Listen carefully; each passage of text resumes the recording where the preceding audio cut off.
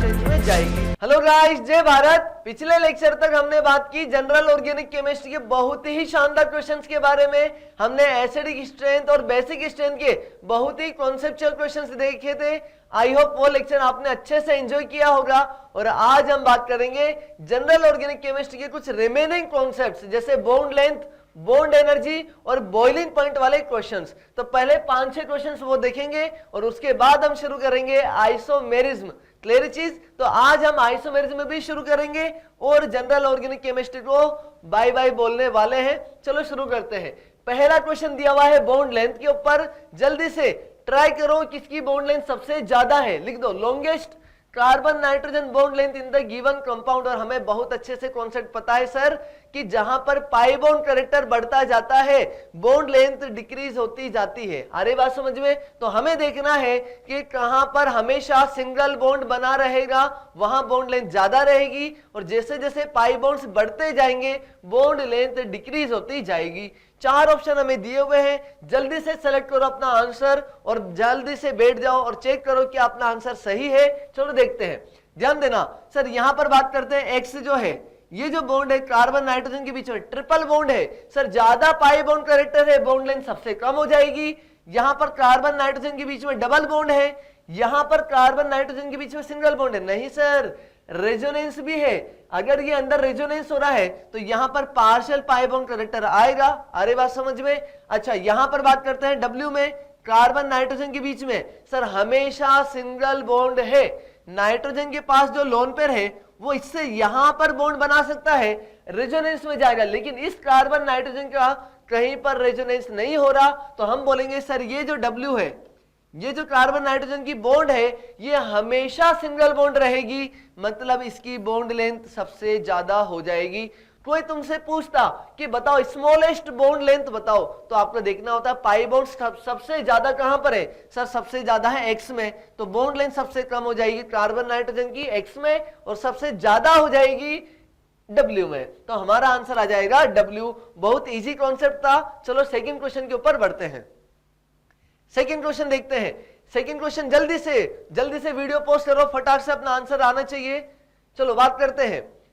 Among the given compounds the correct order of carbon nitrogen bond length, carbon nitrogen bond length का हमें order बताना है। चलो ध्यान दो सर, हमेशा सबसे पहले देखना है पाई बॉन्ड सबसे ज्यादा कहां पर है। तो सर यहां पर तो सिंगल बॉन्ड है, यहां भी सिंगल है, यहां भी सिंगल है, यहां पर पाई बॉन्ड है, ये कार्बन नाइट्रोजन के बीच में यहां पर डबल बॉन्ड है। अरे बात समझ में?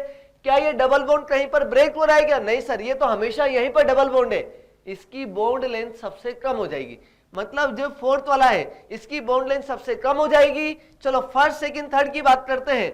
सर यहां पर नाइट्रोजन के पास लोन पेयर है, यहां पर भी लोन पेयर है, ये लोन पेयर तो रिंग के साथ रेजोनेंस में जा रहा है। तो सर जैसे ये लोन पेयर यहां पर रेजोनेंस में जाएगा, पार्शियल पाई बॉन्ड कैरेक्टर लेकर आएगा। समझ में आता है?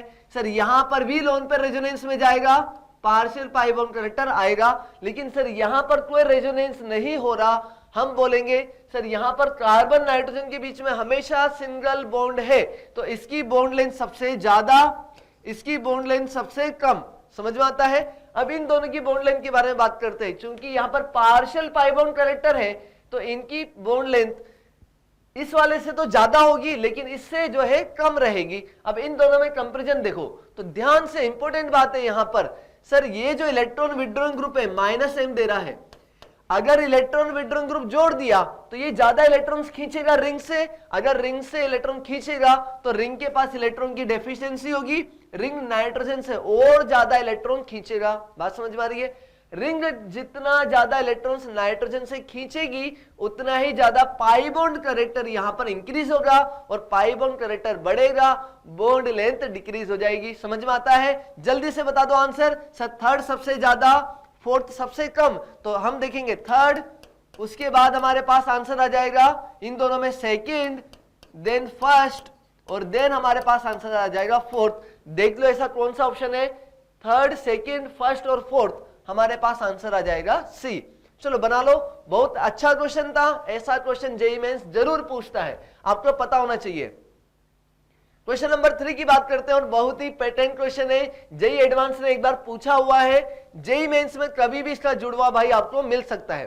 क्वेश्चन देखेंगे, there are 3 canonical structures of naphthalene, तो नेफ्थलीन के 3 स्ट्रक्चर्स बता रखे हमें, examine them and find correct statement among the following. वैसे आपको ये क्वेश्चन मैंने क्लास में करवाया हुआ है, चलो रिवीजन हो जाएगा, रिवीजन हो जाएगा, ध्यान देना। All the carbon carbon bonds are of same length, तो ध्यान देना, बच्चा क्या सोचता है, सर रेजोनेंस हो रहा है ना, सारी कार्बन नाइट्रोजन, सारी कार्बन कार्बन बॉन्ड लेंथ क्या हो जाएंगे, आइडेंटिकल। जैसे बच्चे को बहुत अच्छे से पता होता है बेंजीन में, बच्चे को बेंजीन में पता है कि सर ड्यू टू एरोमेटिसिटी या ड्यू टू रेजोनेंस यहां पर सभी बॉन्ड्स जो है यूनिफॉर्म लेंथ के होते हैं, यहां पर सारे कार्बन कार्बन बॉन्ड्स जो होते हैं, भाई रेजोनेंस हो रहा है तो रेजोनेंस की वजह से ये बॉन्ड्स इस तरीके से शिफ्ट हो जाते हैं, एक तरीके से रिंग बना देते हैं, तो हम क्या बोलते हैं, सारे कार्बन कार्बन बॉन्ड्स यहां पर आइडेंटिकल बॉन्ड लेंथ वाले होते हैं। लेकिन नेफ्थलीन के केस में ऐसा नहीं होता है, नेफ्थलीन के केस में ऐसा नहीं होता क्योंकि उसके 3 डिफरेंट रेजोनेटिव स्ट्रक्चर्स बनते हैं। तो वहां पर हम बात करेंगे 3 रेजोनेटिंग स्ट्रक्चर्स में हम बात करेंगे all carbon carbon bonds are same length, गलत, ये अभी गलत है। क्यों गलत है मैं समझाता हूं आगे का वाला एग्जांपल से। Carbon carbon C1C2 bond is shorter than C2C3, चलो ध्यान दो, बहुत इंपॉर्टेंट बात है, क्या बोलेंगे, C1C2 बॉन्ड लेंथ, कहां रहा C1C2, ये रहा सर C1C2 यहां पर, C1C2 यहां पर और यहां पर C1C2। ध्यान से समझना, अगर मैं बॉन्ड ऑर्डर की बात करता हूं, हमें पता है बॉन्ड ऑर्डर इनवर्सली होता है बॉन्ड लेंथ के, किसके, बॉन्ड लेंथ के। अगर बॉन्ड ऑर्डर ज्यादा होगा बॉन्ड लेंथ कम हो जाएगी, ये आपको बहुत अच्छे से पता है।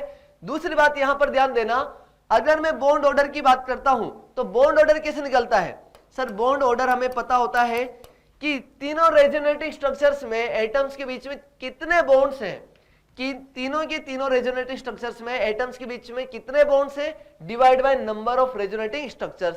तो C1C2 में यहां पर 2 बॉन्ड्स हैं, तो यहां पर 2 प्लस यहां पर कितने बॉन्ड्स हैं सर 1, तो यहां पर 1 प्लस यहां पर कितने बॉन्ड्स हैं C1C2 के बीच में सर 2, तो यहां पर भी 2 divide by total resonative structures sir हो जाएगा 3, तो ये हमारे पास हो जाएगा 5/3, 5/3। समझ में आता है। चलो बात करते हैं C2C3 का। C2C3 में सर C2C3 में बॉन्ड ऑर्डर हमारे पास है, मैं दूसरे कलर से लिख देता हूं इसे। C2C3 में सर यहां पर एक बॉन्ड है, यहां पर 2 बॉन्ड है और यहां पर फिर से एक बॉन्ड है, तो हम बोलेंगे 1 + 2 + 1 divide by total resonative structures 3, तो ये हो जाएगा हमारे पास 4/3।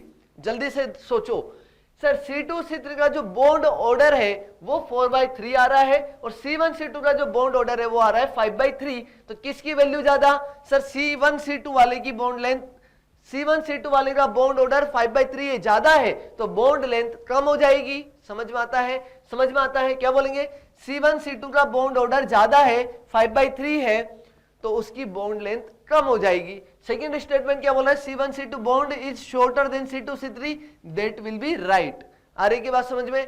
इस एक क्वेश्चन में मैंने आपको बॉन्ड ऑर्डर भी बता दिया और बॉन्ड लेंथ भी बता दी। कोई आपसे पूछता C1C2 बॉन्ड ऑर्डर और C2C3 में, तो C1C2 का बॉन्ड ऑर्डर 5/3 है, ज्यादा है, और C2C3 का बॉन्ड ऑर्डर जो है 4/3 है, वो कम है।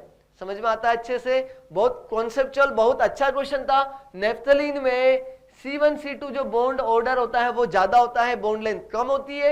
C2C3 जो बॉन्ड ऑर्डर होता है वो कम होता है, बॉन्ड लेंथ ज्यादा होती है। आपको याद होना चाहिए। वैसे ये question same as it is question मैंने आपको नोट्स में करवाया हुआ है। चलो आगे बढ़ते हैं, आगे बढ़ेंगे। क्वेश्चन नंबर 4 पे आ जाते हैं। बहुत अच्छा क्वेश्चन है, ऐसा क्वेश्चन जेईई मेंस ने एक बार पूछा हुआ है, इसलिए मैंने लिया है। क्या पता इसका कोई अच्छा जुड़वा भाई आपको लाके दे दे। ध्यान देना, C1C2 की बात करते हैं, C1C2 C2C3 और C3C4। यहां पर बात कर रहे हैं C1H C2H C3H और C4H, मतलब कार्बन हाइड्रोजन के बॉन्ड डिसोसिएशन की बात कर रहा है। क्या बोल रहे हैं, the homolytic bond dissociation energy is in the order.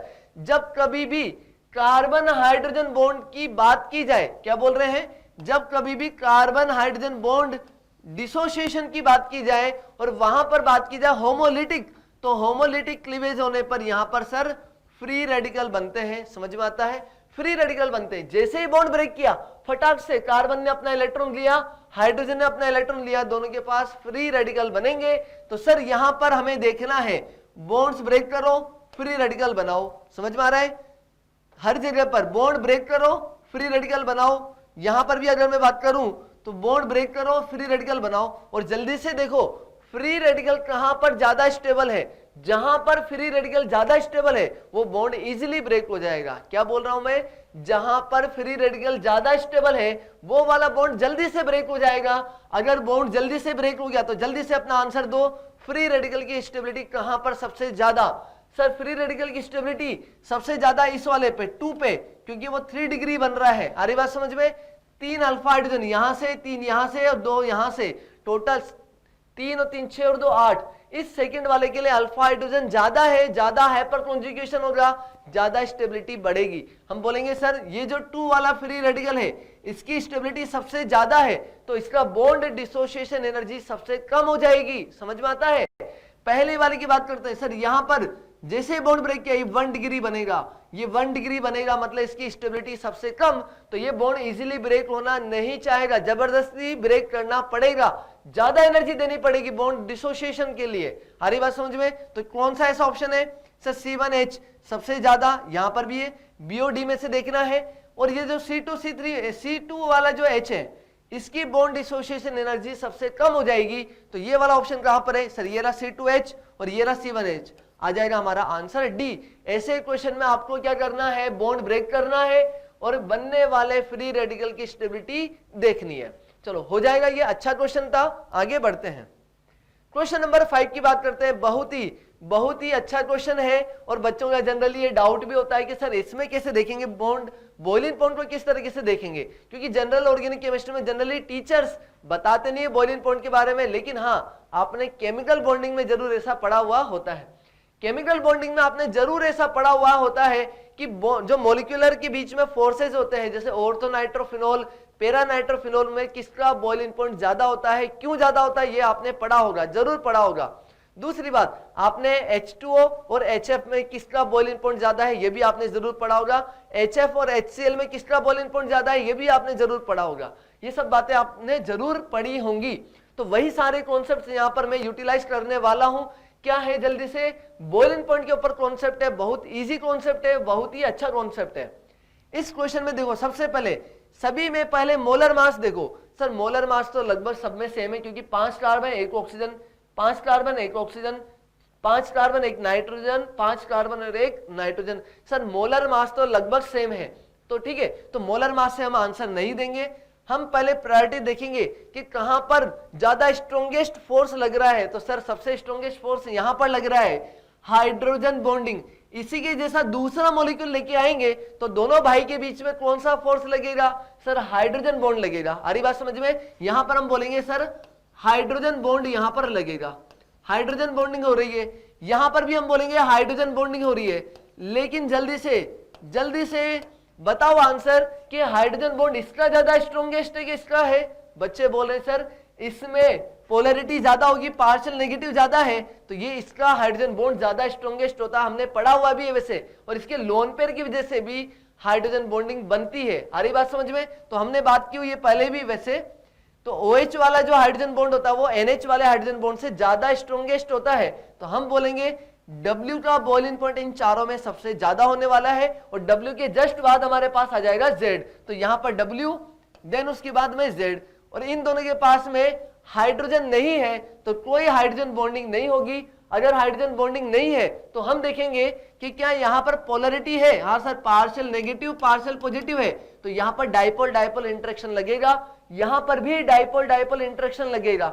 मतलब इसी के जैसा जुड़वा भाई लेके आएंगे, दोनों मॉलिक्यूल के बीच में डाइपोल डाइपोल इंटरेक्शन होगा, यहां पर भी डाइपोल डाइपोल। अब कहां पर डाइपोल ज्यादा लगेगा, जहां पोलैरिटी ज्यादा होगी। समझ में आता है। तो सर X के केस में ऑक्सीजन की इलेक्ट्रोनेगेटिविटी ज्यादा है, पोलैरिटी ज्यादा होगी।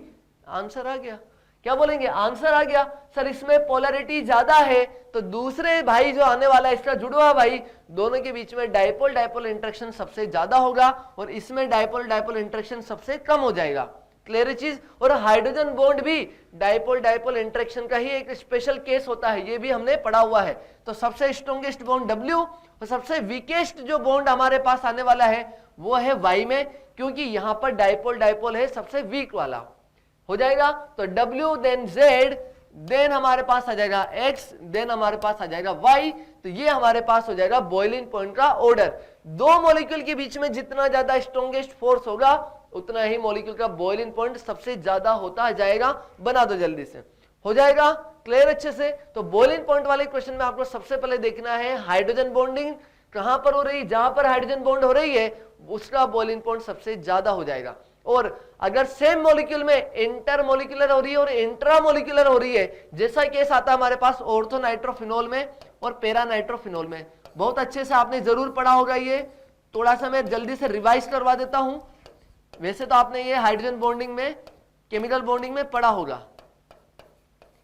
इनके केस में हम बोलते हैं कि sir intra molecular hydrogen bond होती है और इनके केस में इंटर मॉलिक्यूलर होती है। आ रही बात समझ में? तो इनके केस में इंट्रा है ना, ये अपने आप में स्टेबल है, ये दूसरे जो जुड़वा भाई आने वाला है ना उसके साथ बॉन्डिंग करना पसंद नहीं करेगा, डाइपोल डाइपोल इंटरेक्शन रहेगा। लेकिन यहां इसका जैसे जुड़वा भाई आएगा तो ये ऑक्सीजन की हाइड्रोजन उसके साथ में, उसके NO2 के साथ में बॉन्डिंग बनाएगी हाइड्रोजन बॉन्ड, और ये NO2 दूसरे मॉलिक्यूल के H के साथ में हाइड्रोजन बॉन्ड बना लेगा। तो यहां पर याद रखेंगे इंट्रा मॉलिक्यूलर हाइड्रोजन बॉन्ड होता है, बॉइलिंग पॉइंट डिक्रीज हो जाता है, वेपर प्रेशर बढ़ जाता है। और इसमें पैरा नाइट्रोफिनोल में इंटर मॉलिक्यूलर हाइड्रोजन बॉन्डिंग होती है, बॉइलिंग पॉइंट बढ़ जाता है, वेपर प्रेशर डिक्रीज हो जाता है। हो जाएगा ये भी अच्छा कॉन्सेप्ट था जो मैंने आपको रिवाइज करवाया है, और ये क्वेश्चन आपको जरूर अब समझ में आ गया होगा। आगे बढ़ते हैं, क्वेश्चन नंबर 6 देखेंगे। अभी तक हम जो क्वेश्चंस देख रहे थे सारे के सारे जीओसी के थे। अब हमारा जीओसी वाला जो रिवीजन है वो खत्म हो चुका है और आपने क्वेश्चंस को एंजॉय किया होगा। अब हम बात करेंगे हमारे आइसोमेरिज्म के क्वेश्चंस के ऊपर, और जल्दी से आ जाओ यहां पर। सबसे पहले आइसोमेरिज्म का एक बेसिक क्वेश्चन कि डिग्री ऑफ अनसैचुरेशन बोलो, डिग्री ऑफ हाइड्रोजन डेफिशिएंसी बोलो। आरी बात समझ में? एक ही बात है। चलो अब बात करते हैं, how many degree of unsaturation are there in the following compound. इस बड़े से कंपाउंड में हमें डिग्री ऑफ अनसैचुरेशन बताना है। क्या हमने ऐसा कोई ट्रिक पढ़ा था? हाँ सर आपने बताया था। इस स्ट्रक्चर को पूरे को ओपन कर दो, हरी बात समझ में, ओपन स्ट्रक्चर में कन्वर्ट कर दो। जो एरोमेटिक रिंग होती है, एरोमेटिक रिंग में सर यहां पर 1 2 3 इस तरीके से 3 डबल बॉन्ड होते हैं। तो यहां पर अगर मैं बात करता हूं तो एक बॉन्ड ब्रेक करने के लिए एक DU खत्म होगा, इस बॉन्ड को ब्रेक करने के लिए भी एक DU खत्म होगा, इस डबल बॉन्ड को ब्रेक करने के लिए भी एक DU, टोटल 3 DU तो 3 डबल बॉन्ड्स के लिए, और एक यहां पर इस रिंग को ओपन करने के लिए, इस रिंग को इस तरीके से बनाने के लिए भी खत्म होगा। बात समझ में आ रही है? इस पूरे स्ट्रक्चर को मुझे ओपन चेन में, ओपन स्ट्रक्चर में कन्वर्ट करना है। तो एरोमेटिक रिंग के लिए सर टोटल 4 DU होता है, पता है आपको, है ना? समझ में आ गया? यहां से 3 तो डबल बॉन्ड्स के लिए और एक रिंग के लिए टोटल 4 DU होता है, वो हमने बात कर दिया। इसके लिए 4, ये जो डबल बॉन्ड है इसके लिए भी एक, यहां पर एक लगा देते हैं। इस दो डबल बॉन्ड है तो 2 DU, साथ में हमारे पास आ जाएगा यहां पर ये रिंग ओपन करी तो भी एक DU, और ये वाली रिंग ओपन करी, नहीं सर ये रिंग ओपन नहीं होगी, क्यों? यहां पर पहले डबल बॉन्ड है, पहले डबल बॉन्ड को ब्रेक करो, एक DU उसके लिए, और फिर एक और बॉन्ड ब्रेक किया तो 2 DU। इस रिंग के लिए 2 DU देना पड़ेगा, इस रिंग के लिए 1 DU देना पड़ेगा, इस रिंग के लिए 4, इसके लिए 1, इसके लिए 2, और हमारे पास यहां पर भी आने वाला है, पहले इसे 2 तो लिख देता हूं मैं, और यहां से 1 DU भी आने वाला है डबल बॉन्ड की वजह से। हो जाएगा? तो यहां पर टोटल जोड़ दो कितना, 4 + 1 5 + 2 7 और 4 11। सर यहां पर टोटल DU आ जाएगा हमारे पास 11। हो जाएगा? बहुत इजी क्वेश्चन था, लेकिन वो ट्रिक आपको पता होनी चाहिए। स्ट्रक्चर को हमें ओपन स्ट्रक्चर में कन्वर्ट करना है। बाकी वो formula 2C + 2 - monovalent plus trivalent upon में 2, वो जब आपको मॉलिक्यूलर फॉर्मूला दिया हो तभी ही वैलिड है। हो जाएगा? ऐसा क्वेश्चन कभी भी आपको मिल सकता है। चलो आगे बढ़ेंगे, आगे बात करते हैं, how many acids and esters are possible for the compound with molecular formula.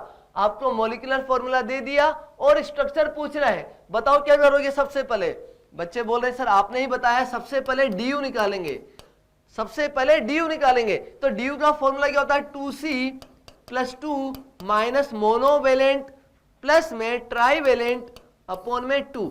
यही होता है। जो भी बच्चे 12th के रिवीजन कर रहे हैं उनको पता होगा बहुत अच्छे से फॉर्मूला। लेकिन हमने क्या बोला है, अगर ऑक्सीजन दिया हुआ है बाइवेलेंट है उसको इस फॉर्मूले में काउंट नहीं करते। अरे बात समझ में? तो जब ऑक्सीजन के साथ आ रहा है तो इस O2 को तो हटा दो, सीधा देखो C4H8 दिया हुआ है। C4H8 किसका फॉर्मूला होता है? CnH2n। CnH2n सर डायरेक्टली हम बोल सकते हैं कि इसका DU तो 1 आने वाला है। डायरेक्टली हम बोल सकते हैं इसका DU 1 आने वाला है। क्यों? क्योंकि सर ये एल्कीन का जनरल फॉर्मूला होता है CnH2n। अरे बात समझ में? चाहो तो फॉर्मूला लगा दो 2 × 4 + 2 तो 10 माइनस मोनोवेलेंट 8 प्लस ट्राइवेलेंट तो इसमें है ही नहीं 0, तो हो जाएगा 10 - 8 मतलब 2 / 2 DU आ जाएगा 1। मैंने डायरेक्टली भी बोल दिया CnH2n है तो भी DU 1 हो जाएगा। अब बात करते हैं इसमें कितने एसिड और कितने एस्टर्स बनेंगे। अगर एसिड की मैं बात करता हूं तो ध्यान दो, एसिड की अगर मैं बात करता हूं तो सर यहां पर एसिड बना देंगे। सबसे पहले ये हमने एसिड बना दिया, एसिड बना दिया C+H, ये तो होना ही चाहिए। अब कितने कार्बन बचे तुम्हारे पास? सर 3 कार्बन बचे, तो मैं लिख दूंगा C3। क्या लिख दूंगा मैं? C3। कुछ और पॉसिबिलिटी क्या इसमें? नहीं सर ऐसा ही है। अब जो 3 कार्बन है ना उसके लिए मेरे पास पॉसिबिलिटी क्या है कि सर इन 3 कार्बन को मैं या तो एक ही लाइन में जमा दूं इस तरीके से 1 2 3, या फिर मैं ऐसा कर सकता हूं सर C+O है ना, इस कार्बन को आइसो बना दूं। ये 2 ही पॉसिबिलिटी है। जब भी C3 होता है 2 ही पॉसिबिलिटी बनती है, तो नॉर्मल चेन बन जाएगा या फिर उसे आइसो के रूप में हम जोड़ देंगे। समझ में आता है? बना दो जल्दी से। तो ये हो जाएगा हमारे पास एसिड के तो 2 स्ट्रक्चर बन पाएंगे। उन्होंने हमें बोला है how many structures are possible, कितने स्ट्रक्चर्स पॉसिबल है, तो सर एसिड के तो 2। आ रही बात समझ में? अब बात करते हैं एस्टर की, इसे लिख दो। एस्टर की बात करते हैं तो सबसे पहले आपको एस्टर बनाना पड़ेगा। मैं बना देता हूं एस्टर C+O इस तरीके से, है ना। अभी ध्यान दो सर, सबसे पहले हाइड्रोजन लगा देंगे और यहां पर C3 लगा देंगे, 3 कार्बन तो भी बन जाएगा। ये हमारे पास बन गया एस्टर। अरे बात समझ में? इथाइल फॉर्मेट हो जाएगा। ये जो भी मतलब हमारे पास अल्काइल फॉर्मेट हो जाए। अल्काइल एल्केनोइड है, एल्केनोइड में एक ही कार्बन है तो मिथेनोइड हो जाएगा। ये समझ में आता? एक ही कार्बन है। चलो अब बात करते हैं, इसमें सर 3 कार्बन है, इसे मैंने 3 कार्बन है तो आइसो के रूप में जोड़ सकता हूं, जोड़ दिया। ये 2 स्ट्रक्चर्स तो बन गए। अब क्या कर सकते हैं सर, अल्काइल को इधर शिफ्ट कर सकते हैं। एक अल्काइल इधर शिफ्ट कर दिया तो क्या बनेगा सर CH3OC इस तरीके से बनेगा एस्टर। समझ में आता है? इथाइल एसीटेट हो जाएगा ये, या इथाइल इथेनोइट भी बोल सकते हैं। अब ध्यान दो सर, एक कार्बन और उधर लेके जाओ तो CH3CC+O ये बनेगा। क्या इसके अलावा कुछ और बन पाएगा क्या? नहीं सर, इसमें तो आइसो बन ही नहीं पाएगा। 2 ही कार्बन है, 3 कार्बन होते हैं तो आइसो बना लेते हैं हम डायरेक्टली नॉर्मल चेन और इस तरीके से। लेकिन यहां पर तो पॉसिबिलिटी नहीं है, तो 1 2 3 4 सर 4 एस्टर बनेंगे और 2 एसिड बनेंगे। ये क्वेश्चन जो था पिछले साल एनटीए ने मॉक टेस्ट में दिया था, तो वो क्वेश्चन हमने बहुत इजीली सोल्व किया है। 2 एसिड्स 4 एस्टर हो जाएगा। क्या हो जाएगा? कुछ नहीं करना। दो स्ट्रक्चर्स बनाने में सबसे पहले आपको क्या करना है, मेन फंक्शनल ग्रुप लगा दो, उसके साथ कार्बन की चेन को वेरी करते चलो। पहले लॉन्गेस्ट कार्बन चेन बनानी है और उसके बाद एक एक कार्बन कम करते चलना है। क्लियर है चीज? चलो इसी चीज को अपन आगे यूज करेंगे। इसे बना लो, आगे बढ़ते हैं। अगला क्वेश्चन देखते हैं, structural isomers possible for C4H8Br2। बहुत अच्छा क्वेश्चन है, जल्दी से ट्राई करो। वीडियो के साथ साथ में ट्राई करो किसका आंसर सही आता है। देखते हैं C4H8Br2। चलो समझते भी चलेंगे कैसे करना है। पहले मैं समझाता हूं। इसका DU निकालो sir, degree of unsaturation. Sir जो मोनोवेलेंट होता है उसको तो डायरेक्टली काउंट कर सकते हैं हम। मोनोवेलेंट को हम H10 में काउंट कर सकते हैं। ये जो 2 Br है इसको भी हम 8 में काउंट कर देंगे तो C4H10 CnH2n+2। सर ये तो एल्केन का फॉर्मूला होता है। सर इसका DU 0 आएगा। फॉर्मूले में लगा के देख लो सर, DU जो इसका DU कितना आने वाला है सर, 2C+2 माइनस मोनोवेलेंट कितने हैं 10 / 2, तो ये हो जाएगा 8 × 2 = 10 - 10 0। इसका ड्यू 0 ही आने वाला है, समझ में आता है। और मैंने कैसे देखा, मैंने मोनोवेलेंट को भी इसमें जोड़ दिया तो C4H10 हो गया एक तरीके से समझ लो। और C4H10 होता है CnH2n+2, मतलब वो एल्केन का जनरलाइज्ड फॉर्मूला है। डायरेक्टली इतना करने की जरूरत ही नहीं है, मैं सीधा बोल दूंगा वो ड्यू क्या हो जाएगा 0, मतलब कोई डबल बॉन्ड, कोई ट्रिपल बॉन्ड, कोई रिंग नहीं बनेगी, सिंपल नॉर्मल चेन्स बनेंगी। तो सबसे पहले ऐसे क्वेश्चंस में आप क्या करते हैं सर, 4 कार्बन की चेन बनाएंगे, जितने कार्बन दिए ना उतने कार्बन की लंबी चेन बना देंगे। अब हम करेंगे सर जो ब्रोमीन 2 है सब्स्टिट्यूएंट, उन दोनों को यहां पर साथ में जोड़ दो। सबसे पहले तो हम ऐसे करेंगे, एक तरीका होता है ऐसे क्वेश्चंस को सोल्व करने का। अगर आपने ये फॉलो नहीं किया तो कोई ना कोई एक स्ट्रक्चर जो है आपका कम रह जाएगा। और बच्चे बोलते भी हैं हाँ सर दिक्कत आती है इसमें बनाने में, क्योंकि आप ट्रेंड को फॉलो ही नहीं करते। जिन बच्चों ने भी मेरे लेक्चर्स देखे हैं पहले आइसोमेरिज्म वाले, हर क्वेश्चन में मैंने आपको एक ट्रेंड बताया है कि पहले लॉन्गेस्ट कार्बन चेन बनाएंगे, जो सब्स्टिट्यूएंट है उनकी पोजीशन वेरी करेंगे, फिर कार्बन की चेन छोटी करते चले जाएंगे। वही ट्रेंड यहां पर देखें, पहले मैंने 4 कार्बन की चेन बना दी, दोनों सब्स्टिट्यूएंट साथ में लगा दिए। फिर क्या करेंगे सर, दोनों सब्स्टिट्यूएंट 1-1 पे थे ना, 2-2 पे लगा दो, 2-2 पे लगा दिया। आ रही बात समझ में? क्या 3-3 पे लगा पाएंगे? नहीं सर, जैसे आगे बढ़ाएंगे वो उधर से आइडेंटिकल हो जाएगा, उधर से 2 हो जाएगा, मतलब एज इट इज रहेगा, इसके आगे नहीं बन पाएगा। फिर क्या करो सर, फिर हम बात करेंगे 4 कार्बन की चेन और एक Br फिक्स कर दिया, दूसरे Br को यहां पर लगा देंगे, 1-2 पोजीशन पे Br लग जाएगा। देखो पहले 1-1 हो गया, फिर 2-2 हो गया, अब मैं 1-2 लिख दे रहा हूं। आ रही बात समझ में? फिर हम बात करेंगे 1-3 बन पाएगा? हाँ सर बन पाएगा। क्या 1-4 बन पाएगा? हाँ सर 1-4 भी बन जाएगा, बना दो 1-4 भी। ऐसे अगर करोगे तो फिर आपका कोई भी स्ट्रक्चर नहीं बाकी रहेगा। कितने स्ट्रक्चर्स हो गए सर? पहले हमने 1-1 पे जोड़ दिया, 2-2 पे जोड़ दिया, 1-2 पे जोड़ दिया, 1-3 पे जोड़ दिया, 1-4 पे जोड़ दिया। क्लियर चीज? क्या हमने 2-4 पे जोड़ा क्या, 2-3 पे जोड़ा क्या? ये हो गया हमारे पास Br और ये हमारे पास आ गया सर Br। एक ही स्ट्रक्चर तो ये भी बनेगा। अरे बात समझ में? और अगर इस Br को मैं आगे लेके चलता हूं, इस Br को अगर आगे लेके चलता हूं तो वो क्या हो जाएगा 1-3 हो जाएगा। और 1-3 हमने ऑलरेडी यहां पर बनाया हुआ है, इसलिए वो आइडेंटिकल है, उसे नहीं बनाएंगे। इसे लिख दो। कितने स्ट्रक्चर्स हो गए हमारे पास टोटल? सर हमारे पास हो गए अभी तक 1, 2, 3, 4, 5 एंड 6। सर यहां पर तो हमारे पास हो गए टोटल 6। ये तो कब थे? जब टोटल 4 कार्बन थे। लेकिन सर अभी कार्बन की चेन हम स्मॉल भी कर सकते हैं, तो ध्यान से अब हम बनाएंगे 3 कार्बन की चेन। ये हमने बना दी 3 कार्बन की चेन। अब जोड़ो यहां पर Br। सर पहले दोनों Br साथ में जोड़ेंगे, दोनों Br साथ में जोड़ेंगे, फिर सर दोनों Br साथ में जोड़ेंगे आगे। यहां पर दोनों Br साथ में जोड़ पाएंगे? नहीं सर, कार्बन 5 बॉन्ड नहीं बना सकता, जुड़ नहीं पाएगा। यहां पर जोड़ दो सर, यहां पर जोड़ेंगे तो भी वो आइडेंटिकल हो जाएगा, नहीं कर सकते, ये भी नहीं होगा। अब क्या करेंगे, एक Br को फिक्स कर दो, दूसरे भाई साहब को वेरी करते चलो। आगे की बात समझ में? अच्छे से बना दो। 1-2 हो गया तो 1-3 भी बन पाएगा, बन सकता है सर, बना दो। तो 1-3 भी हम बना देंगे। बना दिया 1-3, हो जाएगा क्या सर? अच्छा आपने वहां पर ब्रोमीन जोड़ा, एक बार यहां भी जोड़ दो। नहीं सर वो तो आइडेंटिकल ही होने वाला है। देखो अगर मैं इसे यहां पर एक Br यहां, दूसरा Br यहां जोड़ता हूं तो सर ये दोनों आइडेंटिकल है, ये नहीं बन पाएगा सर, ये आइडेंटिकल है, नहीं होगा। कुछ और पॉसिबिलिटी देखो सर, 3 से छोटी चेन हो पाएगी 2 कार्बन की? वो तो पॉसिबल ही नहीं है। सबसे स्मॉलेस्ट जो चेन होती है वो 3 कार्बन की होती है, वो हमने बना दी। उसमें कुछ और पॉसिबिलिटी क्या? नहीं है सर। जितनी पॉसिबिलिटी थी 1-1, 1-2, 1-3 हमने बना दी, कुछ और नहीं बचा हुआ है। तो यहां देखेंगे 1, 2, 3, 4, 5 और 6, इधर तो 6 बन गए थे, और यहां पर 1, 2, 3, टोटल 3, तो 6 + 3 कितना हो जाएगा 9। जितने भी बच्चों का आंसर सही आया था अपना कमेंट करके वहां पर रिप्लाई देंगे, yes sir I was right, है ना। अपना कमेंट करके वहां पर रिप्लाई दो कि जल्दी से सर हमारा आंसर सही था, ताकि मुझे भी पता चलता रहे। चलो मैं बाद में वीडियो में बाद में देखता रहूंगा तुम्हारे कमेंट्स। चलो इसको बना दो। स्ट्रक्चरल आइसोमर्स में हमेशा यही करेंगे, पहले लॉन्गेस्ट कार्बन की चेन बनाएंगे, उसके बाद सब्स्टिट्यूएंट्स को 1-1, 1-2 इस तरीके से चेंज करते जाएंगे। पहले 4 कार्बन की चेन, फिर 3 की। अगर यहां पर C5 दिया होता, मैं पहले 5 कार्बन की चेन बनाता, सारी पॉसिबिलिटीज देखता, फिर 4 कार्बन की चेन बना के सारी पॉसिबिलिटी, फिर 3 कार्बन की चेन बना के सारी पॉसिबिलिटीज चेक करता। हो जाएगा। चलो आगे बढ़ेंगे। आगे क्वेश्चन दिया हुआ था number of structural isomers for C6H14 is. जल्दी से साथ के साथ बनाते चलो। सबसे पहले DU निकालो। सर DU तो 6 2 12 और 2 14, DU तो आ गया 0।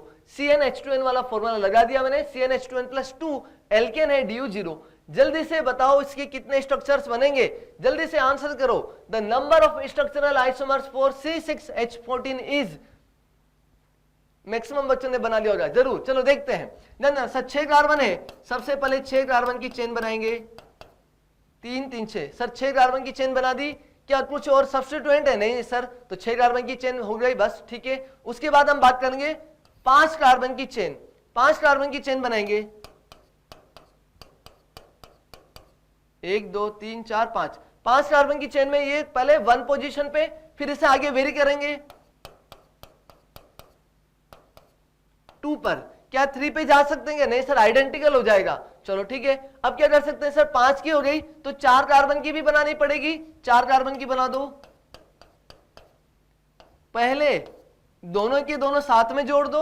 आ रही की बात समझ में? दोनों के दोनों साथ में जोड़ दो। क्या यहां पर जोड़ सकता हूं क्या? नहीं सर, अगर यहां पर कार्बन जोड़ा तो वापस से 5 कार्बन की चेन हो जाएगी, इधर वाले में शिफ्ट हो जाएगा, नहीं करना है। 4 कार्बन की चेन 2 2 पे दोनों मिथाइल जोड़ दिए। अगर सर 2 2 पे जोड़ा तो 2 3 पर भी जोड़ना पड़ेगा, यहां पर भी इस तरीके से भी। और सर क्या मैं इसको 2 4 पे जोड़ूं, ये उठा के यहां जोड़ूं क्या? नहीं सर, वो तो फिर 5 कार्बन की चेन हो जाएगी, तो पॉसिबिलिटी नहीं है। सर 1 + 2 टोटल यहां पर आंसर आ जाएगा 5। आंसर आ जाना चाहिए हमारा डी, लिख दो।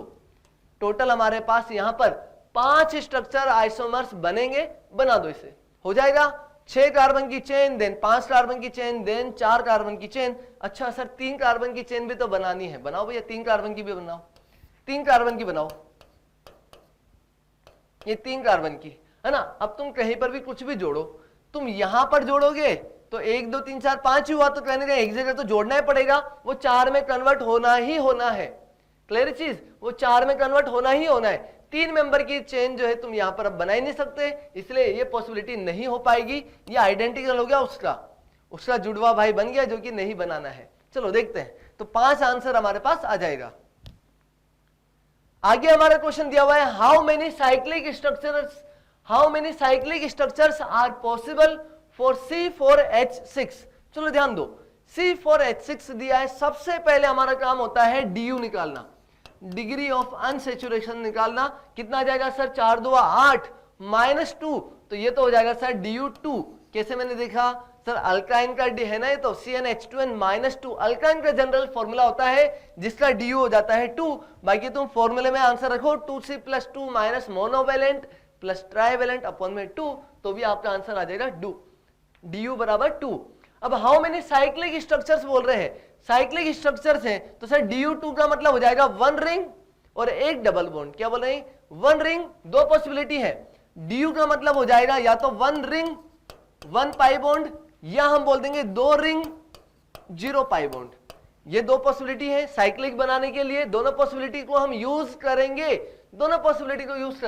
सबसे पहले बात करते हैं पहले वाली पॉसिबिलिटी। सर 4 कार्बन है तो 4 कार्बन की रिंग बना दो और 1 डबल बॉन्ड वहां पर टिका दो, एक आइसोमर बन गया। फिर बात करेंगे सर 4 में कुछ और पॉसिबिलिटी क्या? नहीं है, डबल बॉन्ड वेरी करते जाओगे, पोजीशन चेंज करने से कुछ नहीं होने वाला। बात करते हैं 3 कार्बन की चेन रिंग बनानी पड़ेगी, 1 डबल बॉन्ड जोड़ दो और 1 कार्बन यहां पर जोड़ दो, इस तरीके से हो जाएगा। अब देखो समझो, हमने डबल बॉन्ड 1 2 पोजीशन पे जोड़ा था और 1 2 3 पे मिथाइल जोड़ा था ना, तो मैं इसको ऐसे भी लिख सकता हूं क्या? यहां पर डबल बॉन्ड, यहां पर मिथाइल, मतलब 1 2 पे डबल बॉन्ड और 1 पे ही मिथाइल, क्योंकि रिंग में जहां पर डबल बॉन्ड लग जाता है नंबरिंग वहीं से शुरू हो जाती है जहां पर सब्स्टिट्यूएंट जुड़ा हुआ। ये हमने आईयूपीएससी में पहले लेक्चर्स में देखा हुआ है। ये बन गया। और क्या पॉसिबिलिटी बनेगी सर? यहां पर इस तरीके से भी बन सकता है, एक रिंग बना दिया और डबल बॉन्ड बाद में बाहर बना दिया, इस तरीके से भी बन सकता है। 4 तो बन गए जल्दी से, ये 4 तो बन गए। पहले वाले के साथ में कुछ और पॉसिबिलिटी दिख पा रही क्या? नहीं सर, अब तो नहीं हो पा रही, क्योंकि ये डबल बॉन्ड यहां पर लगाऊंगा तो भी वो आइडेंटिकली बनेगा। अगर मैं इसको इस तरीके से बना देता तो ये और ये दोनों आइडेंटिकल है, वो नहीं है, वैलिड नहीं है, हटा दो इसे। चलो ये 4 बने। अब 2 रिंग और 0 पाई, 2 रिंग और 0 पाई वाला देखते हैं। सर 2 रिंग और 0 पाई, तो सर ये जो है ना, ये डबल बॉन्ड हटा के 4 में इस तरीके से जोड़ सकते हैं क्या? डेफिनेटली जुड़ेगा। तो ये हमारे पास बन गया। इसको अगर ऐसा नहीं, अगर तुम ऐसा देखो ना तो तुम्हें याद आ जाएगा, ऐसा कुछ कंपाउंड तुमने देखा हुआ है, इसे क्या बोलते हैं? बाईसाइक्लो बोलते हैं। दो पोजीशन पे जुड़ा हुआ है ना ये, और एक एक कार्बन है दोनों के पास, तो हम इसे बाईसाइक्लो बोलते हैं। इसे बनाओ या फिर बनाओ, एक ही बात है। तो 1 2 3 4 और 1 5, टोटल 5 आइसोमर्स यहां पर, 5 साइक्लिक स्ट्रक्चर्स यहां पर बनेंगे। देख लो किसमें दिया हुआ है, 5 यहां पर दिया है बी, तो बना दो इसे, हो जाएगा। तो आपको एक तरीका अपनाना पड़ेगा। अगर आपने वो तरीका अपना लिया तो फिर आइसोमर्स बनाना बहुत इजी है। और जबकि बच्चों को यही सबसे टफ लगता है, सर ये स्ट्रक्चर्स बनते नहीं है। यार जितने कार्बन दिए ना, पहले लॉन्गेस्ट उसी से बनाओ। यहां पर 4 कार्बन दिए थे, मैंने 4 कार्बन की रिंग से शुरू किया, फिर रिंग जो है छोटी करता गया। अब 2 कार्बन की तो रिंग बनेगी नहीं, इसलिए वो 2 वाली बनेगी नहीं। अब हमने देखा पॉसिबिलिटी DU2 है, तो एक रिंग 1 पाई हो जाएगा और 2 रिंग और 0 पाई हो जाएगा। यही पॉसिबिलिटी लिख दो, ताकि आप वो सारी पॉसिबिलिटीज को यूज करके एक प्रॉपर स्ट्रक्चर्स बना के एक प्रॉपर अरेंजमेंट में क्वेश्चन को सोल्व करो, हो जाएगा। और ऐसे क्वेश्चन जो स्ट्रक्चर बनाने वाले होते हैं उन्हें आराम से ही करना होता है, हड़बड़ी नहीं करनी होती है, तो सबसे लास्ट में करना चाहिए। वैसे ऐसे क्वेश्चंस आने के लिए थोड़ा सा प्रैक्टिस भी चाहिए आपको, और सबसे लास्ट में इन्हें अटेम्प्ट करोगे तो आपके लिए टाइम भी बचेगा और दिमाग भी थोड़ा शांत रहेगा, हो जाएगा। आगे बढ़ते हैं। आगे हमारा क्वेश्चन दिया हुआ है टोटोमेरिज्म के ऊपर, बहुत अच्छा क्वेश्चन, बहुत इजी क्वेश्चन है। Tautomerism is not exhibited by, तो सबसे पहले बात करते हैं टोटोमेरिज्म की। तो हम जानते हैं सर अल्फा हाइड्रोजन जो होती है वो उसका डांस होता है। टोटोमेरिज्म को मैं शॉर्ट में क्या बोलता हूं? अल्फा हाइड्रोजन का डांस। सर अल्फा हाइड्रोजन जो है ना वो डांस करती है, जो एल्डिहाइड है वो इनोल में कन्वर्ट हो जाता है, तो यहां पर कीटो इनोल जो है वो बनता है। कीटो इनोल में कन्वर्ट हो जाता है, नाइट्रो एसिनाइट्रो में कन्वर्ट हो जाता है। पढ़ा था हमने अच्छे से, नाइट्रो एसिनाइट्रो में, साइनाइड आइसोसाइनाइड में कन्वर्ट हो जाता है, ये भी हमने पढ़ा हुआ है। तो वही सब बातें यहां करेंगे। टोटोमेरिज्म में हाइड्रोजन का डांस देखेंगे, किस किस में हाइड्रोजन डांस कर सकती है। तो यहां पर हम देखेंगे सर 2 पॉसिबिलिटी हो जाती है, या तो अल्फा हाइड्रोजन देखेंगे या फिर कॉन्जुगेट हाइड्रोजन देखेंगे। दोनों बातें हमने बात की हुई है कि सर या तो हाइड्रोजन होगी या फिर कॉन्जुगेट हाइड्रोजन। तो यहां पर देखो इस वाले स्ट्रक्चर में सर ये H जो है, ये H अगर यहां से हटा तो नेगेटिव आएगा, नेगेटिव डबल बॉन्ड करके ये यहां पर शिफ्ट हो जाएगा, यहां पर नेगेटिव आएगा। आ रही की बात समझ में? और जैसे ये डबल बॉन्ड यहां से नेगेटिव इधर बनाया, फटाक से वो H वहां पर चल जाएगा। तो यहां पर हमारे पास स्ट्रक्चर क्या बना? सर हमारे पास स्ट्रक्चर बनेगा इस तरीके से, ring as it is CH2 CH और double bond O, double bond O। तो ये हमारे पास इस तरीके से बन जाएगा स्ट्रक्चर। आ रही की बात समझ में? मतलब यहां पर टोटोमेरिज्म हो जाएगा। नॉट एग्जिबिटेड बाई, तो आगे देखते हैं क्या यहां पर किस तरीके से टोटोमेरिज्म दिख रहा है क्या? सर यहां तो कोई ऐसी हाइड्रोजन नहीं दिख रही है। हाइड्रोजन कौन सी देखनी है? 2 तरीके की, या तो अल्फा हाइड्रोजन या कॉन्जुगेशन वाली हाइड्रोजन। सर यहां तो कोई अल्फा हाइड्रोजन नहीं दिख रही है। अल्फा हाइड्रोजन से मेरा मतलब है जो कि C डबल बॉन्ड O के जस्ट बाजू वाले कार्बन के पास हो। अरे बात समझ में? C डबल बॉन्ड O के जस्ट बाजू वाले कार्बन के पास, और वो कार्बन sp3 होना चाहिए, तभी हम उसे अल्फा हाइड्रोजन बोलेंगे। तो सर यहां तो ऐसा कुछ भी पॉसिबल नहीं है, यहां पर टोटोमेरिज्म नहीं हो रहा। मतलब टोटोमेरिज्म नहीं हो रहा, तो हमारा आंसर यही है, हमारा आंसर यही है। यहां पर तो हम बोलेंगे इस वाले में, यहां पर भी अल्फा हाइड्रोजन है, यहां पर भी अल्फा हाइड्रोजन है, बहुत अल्फा हाइड्रोजन है, यहां पर ये भी अल्फा है, ये भी अल्फा है। तो क्या बोलेंगे? ये सब टोटोमेरिज्म शो कर सकता है, ये वाला टोटोमेरिज्म शो नहीं करेगा। आई होप आपको अपना कॉन्सेप्ट रिवाइज हो गया होगा जो हमने पहले क्लास में पढ़ा था। आगे देखते हैं क्वेश्चन नंबर 12 देखेंगे, और बहुत अच्छा क्वेश्चन है। इसे ऑलरेडी जैसे मैं बोलता हूं ना क्लास में 3 स्टार लगा देना, इस क्वेश्चन को आप लगा देना 3 स्टार। जनरल इसके जैसा क्वेश्चन जरूर आपको जेईई मेंस में दिखेगा, चाहे किसी भी शिफ्ट में दिखे, जरूर दिखेगा। बात करते हैं among the given compounds the correct order of enol content is. Enol content किसमें सबसे ज्यादा है, किसमें सबसे कम है? तो यहां पर कुछ रूल्स हमें फॉलो करने पड़ते हैं। सबसे पहला जो हमारा रूल्स है, आपको ये देखना चाहिए कि बनने वाला इनोल सबसे ज्यादा स्टेबल कहां पर है और हमारा कीटो सबसे ज्यादा अनस्टेबल कहां पर है, इस तरीके से देखना होता है। अरे बात समझ में? तो यहां पर हम देखते हैं, सबसे पहले मुझे इस वाले स्ट्रक्चर में दिख रहा है कि सर यहां पर लोन पेयर है, यहां पर लोन पेयर है। जब ये यहां का अल्फा हाइड्रोजन टोटोमेरिज्म करेगा तो ये इस तरीके से इस तरीके से OH, यहां से डबल बॉन्ड, यहां पर लोन पेयर और यहां पर ऑलरेडी डबल बॉन्ड था। तो ये वाला जो स्ट्रक्चर है सर, जब ये कीटो इनोल करेगा, इनोल बना तो सर ये एरोमेटिक हो जा रहा है। क्या हो जा रहा है? एरोमेटिक हो जा रहा है। तो सर ये अभी नॉन एरोमेटिक था कीटो, फटाक से जब वो टोटोमेरेस में किया, इनोल में गया, एरोमेटिक हो गया। सर एरोमेटिसिटी गेन करने की वजह से इसकी स्टेबिलिटी सबसे ज्यादा, मतलब ये इनोल में रहना ज्यादा पसंद करेगा रादर देन कीटो फॉर्म में। समझ में आता है अच्छे से? तो क्या बोलेंगे सर, सेकंड का इनोल परसेंटेज सबसे ज्यादा है। क्लियर है? अब ऐसे ऑप्शन दोनों है, वो होने भी चाहिए थे, कंफ्यूजन तो होना चाहिए था। अब फर्स्ट और सेकंड में देखो, फर्स्ट और थर्ड में देखो सर, यहां पर कीटोन है नॉर्मल और यहां पर एस्टर है, सी डबल बॉन्ड हो और ऑक्सीजन के पास लोन पेयर, तो किसकी हाइड्रोजन ज्यादा एसिडिक होती है? सर कीटो की हाइड्रोजन जो है वो अल्फा, वो ज्यादा एसिडिक होती है as compare to hydrogen of ester. कैसे मैंने बोल दिया? क्योंकि सर H प्लस हटेगा, नेगेटिव बनेगा, नेगेटिव की स्टेबिलिटी देखेंगे तो सर ये लोन पेयर दे रहा है। देखो समझो, ये नेगेटिव इधर रेजोनेंस कर रहा है, लेकिन जब ये नेगेटिव रेजोनेंस कर रहा है तो लोन पेयर बैठ के देख रहा है। जब ये डबल बॉन्ड लोन पेयर के साथ में रेजोनेंस कर रहा है तब ये नेगेटिव बैठ के देखेगा, मतलब वो वहां पर क्रॉस कॉन्जुगेशन हो रहा है। आ रही की बात समझ में अच्छे से? सर यहां पर नेगेटिव बना, वो 100% कॉन्जुगेशन में जा रहा है, लेकिन यहां पर लोन पेयर का क्रॉस कॉन्जुगेशन मिल रहा है, इस वजह से नेगेटिव की स्टेबिलिटी कम हो रही है, इसकी हाइड्रोजन कम एसिडिक है। जीओसी का कॉन्सेप्ट है बेसिक सा, और मैंने आपको लिखाया हुआ भी है। कीटोन की जो हाइड्रोजन होती है वो एस्टर की हाइड्रोजन से ज्यादा एसिडिक होती है। क्लियर चीज? तो इसका इनोल जो है वो जल्दी से बनेगा, ज्यादा बनेगा एज कंपेयर टू एस्टर। बना दो इसे, जल्दी से हो जाना चाहिए सभी से। ऐसा ही क्वेश्चन मैंने आपको ऐसा भी करवाया हुआ, CH3। तो यहां पर पहले यहां का आंसर तो दे देते हैं, फिर अपन आगे बढ़ेंगे। सर सेकंड की इनोल परसेंटेज सबसे ज्यादा, देन फर्स्ट, देन थर्ड। तो ये कहां पर दिया हुआ सर? ये रहा। तो सी हमारा आंसर आ जाएगा, second, then first, then third. वापस से हमारा कॉन्सेप्ट रिवीजन करते हैं। सर हमने ऐसा पढ़ा हुआ है, CH2, C डबल बॉन्ड और CH3। यहां पर इनोल परसेंटेज और यहां पर इनोल परसेंटेज, ये भी हमने देखा हुआ है ना? जल्दी से दोनों हमने देखे हुए हैं, क्लास में रिवीजन हो रहा है हमारा इस तरीके से।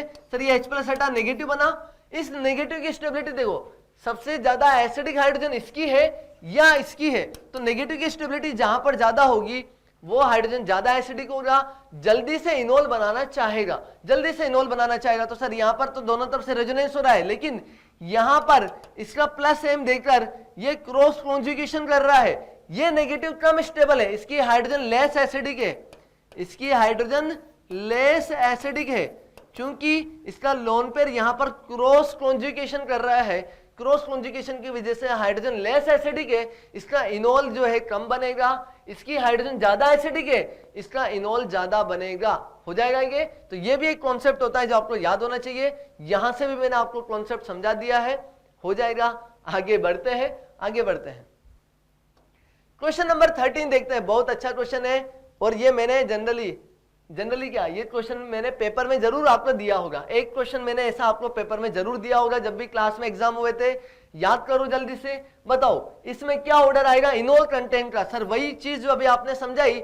सबसे पहले देखो इनोल कहां पर बन रहा है, इनोल की स्टेबिलिटी कहां पर सबसे ज्यादा है। तो सर यहां पर जो बनने वाला इनोल है, देखो ये यहां से हमने क्या किया, ये अल्फा हाइड्रोजन है ना, इसे हटा दिया, ये जाके वहां पर इसका कीटोरा जो बनाया ना इनोल, तो यहां पर हमने लगा दिया डबल बॉन्ड, ये हमने बना दिया डबल बॉन्ड। और क्या किया सर, ये ऑक्सीजन का इलेक्ट्रॉन यहां पर नेगेटिव पॉजिटिव के रूप में, ये डबल बॉन्ड भी ब्रेक किया नेगेटिव पॉजिटिव के रूप में, तो ये हमने इस तरीके से बना दिया। ये 2 पॉजिटिव का मतलब पता है क्या है? ये 2 पॉजिटिव का मतलब है एक पॉजिटिव यहां पर है, एक पॉजिटिव यहां पर है। तो ये स्ट्रक्चर इस तरीके से तुम्हें दिख रहा होगा। यहां पर OH पॉजिटिव पॉजिटिव, O के ऊपर नेगेटिव और O के ऊपर नेगेटिव। क्या ये एरोमेटिक है क्या? हाँ सर एरोमेटिक है, क्योंकि pi single positive single positive single pi. Sir complete conjugation है, प्लेनर है, और 2 इलेक्ट्रॉन से एक डबल बॉन्ड मतलब 2 इलेक्ट्रॉन से एरोमेटिक है। तो ये इनोल हमारा एरोमेटिक है। सबसे ज्यादा इनोल परसेंटेज तो पहले वाले में हो जाएगा, मतलब हमारा X परसेंटेज सबसे ज्यादा है। अब इन दोनों में देखो सर, ये तो एंटी एरोमेटिक है, ये एंटी एरोमेटिक है, तो इसका इनोल परसेंटेज सबसे कम हो जाएगा, ये मिडिल में आ जाएगा क्योंकि ये नॉन एरोमेटिक है। अरे बात समझो, साइक्लिक है लेकिन कंप्लीट कॉन्जुगेशन नहीं है, तो ये हमारा एरोमेटिक है, ये एंटी एरोमेटिक और ये नॉन एरोमेटिक है। तो x then y, x then z then y, y सबसे कम हो जाएगा। कहां पर दिया है? x z एंड y, लगा दो, आंसर हो जाएगा। क्या इनोल की स्टेबिलिटी देखनी है? अगर इनोल की स्टेबिलिटी से आंसर नहीं जा पा रहा है तो आप एसिडिक हाइड्रोजन से देखना, वहां से आपका आंसर आ जाएगा। हो जाएगा ये। आगे बढ़ते हैं। हमारा अगला क्वेश्चन है टोटोमेरिज्म के ऊपर, बहुत ही शानदार क्वेश्चन है। क्या क्वेश्चन दिया हुआ है? तो which hydrogen can not be undergo deuterium exchange. क्या लिखा हुआ है? Deuterium exchange. ऐसे मैं आपको दो क्वेश्चन करवाऊंगा, एक हमारे एमएक्स1 बुक से है और एक हमारे एनटीए के जो मॉक टेस्ट है पिछले साल आए थे उसमें से मैंने उठाया है। बहुत ही अच्छे, बहुत ही कॉन्सेप्चुअल क्वेश्चन है, जो कि मैंने आपको ऐसे एक दो क्वेश्चन नोट्स में भी करवाए थे। हमारी ट्रिक क्या थी ऐसे क्वेश्चन के लिए? हमारी ट्रिक क्या थी बताओ जल्दी से। ऐसे ड्यूटेरियम एक्सचेंज, जो ड्यूटेरियम एक्सचेंज की बात होती है कि कहां पर हाइड्रोजन ड्यूटेरियम से एक्सचेंज हो जाएगा, उसके लिए बहुत अच्छी से ट्रिक हमने बात की थी। क्या करेंगे सर? सबसे पहले जो मोस्ट एसिडिक हाइड्रोजन है, जो सबसे ज्यादा एसिडिक हाइड्रोजन है, उसे रिप्लेस करके नेगेटिव बनाएंगे और नेगेटिव बनाने के बाद रेजोनेटिव स्ट्रक्चर्स बना के देखेंगे कहां कहां पर नेगेटिव आएगा। तो कहां कहां पर नेगेटिव आएगा वहां वहां पर हम ड्यूटेरियम जो है चिपका देंगे, हाइड्रोजन हटा देंगे, ड्यूटेरियम चिपका देंगे। समझ में आता है? तो ध्यान से यहां पर अगर मैं बात करता हूं तो सर यहां पर ये है H5 रेजोनेंस में जा रहा है, रिप्लेस हो सकती है। दो टाइप की हाइड्रोजन रिप्लेस हो सकती है, एक तो वो जो कि अल्फा हाइड्रोजन हो, दूसरी कॉन्जुगेट हाइड्रोजन हो, और तीसरी वहां पर तीसरी हम बोल लेंगे जहां पर नेगेटिव चार्ज आ जाएगा। समझेंगे? इस क्वेश्चन में अगर मैं बात करता हूं तो अल्फा हाइड्रोजन हटेगी, ये वाला तो हमारा डेफिनेटली ड्यूटेरियम से एक्सचेंज हो जाएगा। अब बात करते हैं H4, H1, H3, H2 में। सर H3 हटेगा, H3 हटेगा तो नेगेटिव आएगा, नेगेटिव रेजोनेंस में जा रहा है। हाँ सर, नेगेटिव रेजोनेंस में जा रहा है और वो भी एक्सटेंडेड रेजोनेंस में जा रहा है, तो सर ये वाला हाइड्रोजन भी एक्सचेंज हो जाएगा ड्यूटेरियम से। समझ में आता है? ये वाला हाइड्रोजन एक्सचेंज हो जाएगा। अब जब ये नेगेटिव यहां पर रेजोनेंस करेगा तो यहां पर डबल बॉन्ड आएगा और यहां पर रेजोनेंस करेगा तो डबल बॉन्ड आएगा और ये डबल बॉन्ड ब्रेक होके यहां पर नेगेटिव बनाएगा, तो ये वाली हाइड्रोजन भी एक्सचेंज हो जाएगी। समझ में आती बात? हमें बताना है कौन सी हाइड्रोजन एक्सचेंज नहीं हो सकती। चलो मैं यहां की बात करता हूं H2 की। सर ये H+ रिलीज हुआ, यहां पर नेगेटिव आया, नेगेटिव भी एक्सटेंडेड रेजोनेंस में जा रहा है, सर ये वाली हाइड्रोजन भी एक्सचेंज हो जाएगी, कोई दिक्कत नहीं आएगी। अब बात करते हैं H4 की। सर ये जो H4 हमारे पास बनाया हुआ है, ये जो H4 बनाया हुआ है थोड़ा सा उसमें तुम्हें समझ में नहीं आएगा, इसलिए मैं दोबारा बना रहा हूं। सर यहां पर CH2 और H, ये जो H4 बनाया हुआ है, सर ये वाला H4, ये अगर H+ हटाए नेगेटिव बना, क्या नेगेटिव कहीं से भी रेजोनेंस में जा रहा है? क्या C डबल बॉन्ड की रेजोनेंस में जा रहा है? क्या नहीं जा रहा। तो ये वाली जो पर्टिकुलर हाइड्रोजन है, ये वाली हाइड्रोजन कभी भी ड्यूटेरियम एक्सचेंज में नहीं जाएगी। समझ में आता है? क्या बोले? वही हाइड्रोजन ड्यूटेरियम के साथ एक्सचेंज में जाएगी जहां पर नेगेटिव बनेगा और नेगेटिव रेजोनेंस के साथ स्टेबलाइज होगा, और उसके बाद हम देखेंगे नेगेटिव का रेजोनेटिंग स्ट्रक्चर्स बना के कहां कहां पर नेगेटिव चार्ज बन रहा है, वहां वहां पर हमारी हाइड्रोजन हटेगी और वो ड्यूटेरियम के साथ एक्सचेंज हो जाएगा। तो हमारा यहां पर आंसर आने वाला है H4। H4 कहां दिया हुआ है? सर H4 और H1 नहीं सर, H1 तो ड्यूटेरियम के साथ एक्सचेंज में जाएगी, क्योंकि जब यहां से कॉन्जुगेशन हटेगा, ये H+ हटेगा, नेगेटिव बनेगा, नेगेटिव ना मैंने दो समझो, ऐसे देखो, ये नेगेटिव बना, ये नेगेटिव जब यहां पर डबल बॉन्ड बनाएगा तो ये वाला डबल बॉन्ड ब्रेक करके यहां पर नेगेटिव बनाएगा, मतलब ये वाली हाइड्रोजन भी ड्यूटेरियम के साथ एक्सचेंज में जाएगी। क्लियर चीज? तो यहां पर ये आंसर नहीं होगा। H4 और कहां पर दिया है? सर ये रहा B, तो हमारे पास आंसर आ जाएगा B। बहुत अच्छा कॉन्सेप्ट है, बहुत इजी है, और टोटोमेरिज्म से ऐसा क्वेश्चन बनना बहुत शानदार, बहुत इंपॉर्टेंट है ना। आपको कॉन्सेप्ट याद होना चाहिए, और ये ट्रिक जो मैं बोलता हूं हमेशा बेकार ट्रिक होती है, लेकिन आपका काम चल जाएगा, क्वेश्चन बन जाएगा और पेपर में नंबर भी आ जाएंगे। चलो बात करते हैं आगे, हमारे क्वेश्चन देखते हैं जो कि एनटीए ने पूछा है।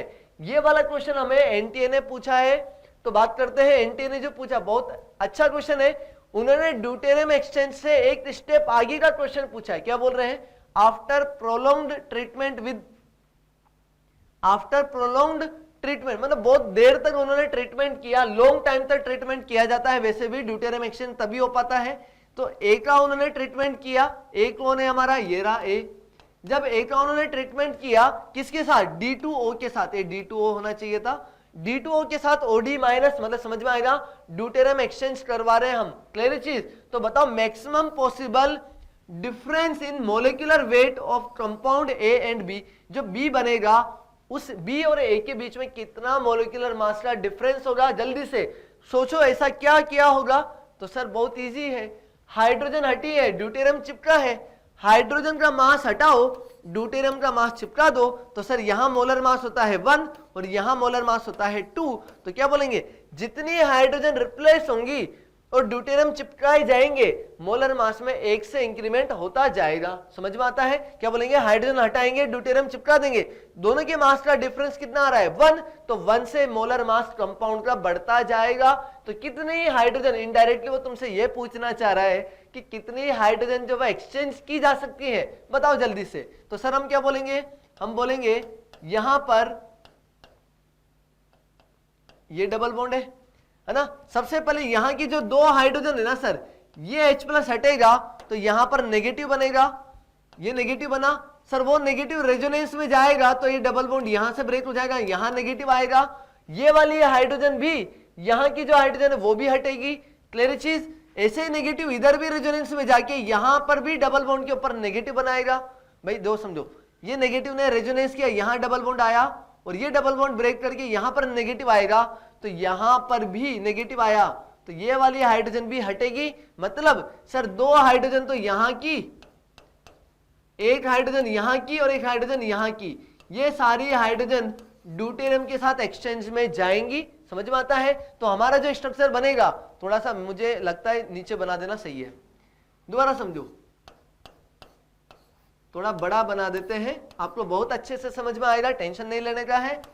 सर यहां से ड्यूटेरियम आएगा तो ये यहां से नेगेटिव बना, कॉन्जुगेशन में जा रही है वो हाइड्रोजन, हटेगी, डेफिनेटली हटेगी।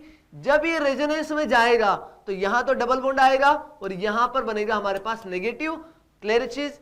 फिर बात करते हैं, जब ये नेगेटिव इधर रेजोनेंस में जाता मान लो तो यहां पर नेगेटिव आता है, यहां पर भी, तो हम बोलेंगे सर एक तो यहां, यहां और यहां तीनों हाइड्रोजन, मतलब तीनों जगह की, एक और एक 2 और यहां की 2 हाइड्रोजन, यहां पर 2 हाइड्रोजन होती है, तो टोटल 2 + 1 + 1 4 हाइड्रोजन एक्सचेंज होंगी। 4 हाइड्रोजन एक्सचेंज होंगी तो 4 ड्यूटेरियम चिपकेंगे, तो मोलर मास कितने से इंक्रीज हो जाएगा सर, 4 से मोलर मास इंक्रीज हो जाएगा। हमारा आंसर आ जाएगा 4, ये हो जाएगा सी। क्लियर अच्छे से, है ना। कोई तुमसे पूछे बताओ इसका टोटोमेरिक स्ट्रक्चर बनाने के बाद, ये तो था कीटो, इनोल क्या बनेगा, तो डेफिनेटली आपको समझ में आ रहा होगा, इनोल हमारे पास बनेगा इस तरीके से। सर ये जो नेगेटिव था, ये जो नेगेटिव था ये रेजोनेंस में जाएगा, यहां पर ये डबल बॉन्ड जाएगा, यहां पर ये बॉन्ड शिफ्ट हो जाएगा यहां पर। तो हम बात करेंगे इसमें, यार पहले इसका नेगेटिव बना देते हैं, ये बना दिया, है ना। अब मैं क्या बोल रहा हूं, ये नेगेटिव रेजोनेंस में जाएगा यहां, ये जाएगा यहां, तो बॉन्ड शिफ्ट हो जाएगा वहां पर। हमारे पास जो आंसर आएगा ओ के ऊपर नेगेटिव, ये हो जाएगा हमारे पास इस तरीके से एक फिनोल बन जाएगा। समझ में आता है। और क्या बोलेंगे सर, यहां की हाइड्रोजन हटके डी, यहां की हाइड्रोजन हटके डी और यहां पर भी डी, और एक डी जो है यहां पर भी D+ के रूप में रहेगा। टोटल ये वाला स्ट्रक्चर हमारा फाइनल बनेगा। सारी हाइड्रोजन हटेंगी, ड्यूटेरियम चिपक जाएगा, तो 1 2 3 और 4 ड्यूटेरियम चिपकेंगी, तो 4 से मोलर मास बढ़ जाएगा। क्लियर चीज। या तो तुम ऐसे आंसर देखो, एक ही बात है, या मैंने डायरेक्टली जो हमारी ट्रिक है नेगेटिव बना के कितनी हाइड्रोजन कहां पर नेगेटिव जा रहा है वहां से देखो। यहां पर नेगेटिव था तो 2 हाइड्रोजन हट सकती है, तो 2 यहां से, एक यहां से, एक यहां से, टोटल 4। या तुम ऐसे बना के देखो, बात एक ही है। अच्छा क्वेश्चन था एनटीए का, ऐसे क्वेश्चन एनटीए बनाता है, मेंस लेवल पे क्वेश्चन बन सकता है। आगे बढ़ेंगे, चलो आगे बात करते हैं। अभी तक हमने जो पढ़ा टोटोमेरिज्म और स्ट्रक्चरल आइसोमर्स, आई होप आपने एंजॉय किया होगा, अच्छे से समझ रहे होंगे सभी बच्चे, और क्वेश्चन साथ के साथ सोल्व भी करते चल रहे होंगे। अब हम बात करेंगे कन्फर्मेशनल एनालिसिस के बारे में। समझो ध्यान से, टोटोमेरिज्म हो गया, स्ट्रक्चरल आइसोमर्स हो गए सारे। अब हम बात करेंगे कन्फर्मेशनल एनालिसिस या कन्फर्मेशनल आइसोमर्स के बारे में, जिन्हें हम स्यूडो आइसोमर्स भी बोलते हैं। क्यों बोलते हैं स्यूडो आइसोमर्स? क्योंकि सर ये कोई आपस में आइसोमर नहीं है, केवल सिंगल बॉन्ड के अगेंस्ट रोटेशन होने की वजह से ये इनफाइनाइट नंबर में एक दूसरे में इंटर कन्वर्जन होते जाते हैं, नए नए आइसोमर्स बनते जाते हैं। क्लियर चीज? तो ये कोई पर्टिकुलर आइसोमर नहीं है, लेकिन सिंगल बॉन्ड के अगेंस्ट रोटेशन की वजह से ये आइसोमर्स बनते जाते हैं और बहुत इनफाइनाइट नंबर में ये बनते हैं। चलो उसी के ऊपर बात करेंगे क्वेश्चन नंबर 16 का। क्या दिया हुआ हमें? The dihedral angles between two carbon bromine bonds in Gauche partially eclipsed, staggered, fully eclipsed conformations of 1,2-dibromoethane respectively are।